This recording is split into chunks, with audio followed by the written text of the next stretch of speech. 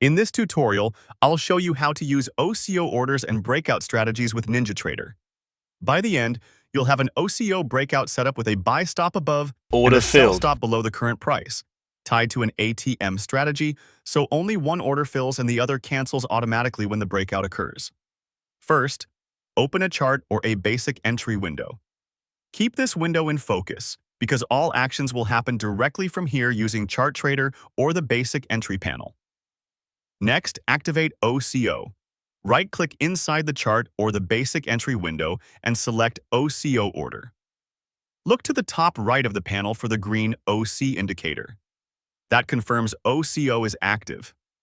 If you don't see the green OC, right-click again and select OCO order before continuing. Now, configure your ATM strategy. From the ATM strategy dropdown, choose the ATM strategy you want to use. This ensures that when a breakout order fills, your stop loss and profit targets are placed automatically. If the dropdown shows none, your order will not have attached stops or targets, so select the correct ATM strategy before placing the entry orders. From here, place the two breakout entry orders. These are your OCO orders, one buy stop above price and one sell stop below price. With OCO still active, move your cursor above the current price on the chart. Right-click where you want the breakout to trigger and select Buy Stop Market. You'll see a pending buy stop order appear above the current market. Now, move your cursor below the current price. Right-click at the desired breakout level and select Sell Stop Market. You'll see a pending sell stop order appear below price. Because OCO is enabled, these two orders are linked. When price breaks out and one order fills, NinjaTrader will automatically cancel the other order, and your selected ATM strategy will take over to manage the trade's stop loss and profit target. At this point, verify both pending orders are visible, a buy stop above and a sell stop below. Also confirm your ATM strategy is still selected in the dropdown so the filled order is managed correctly.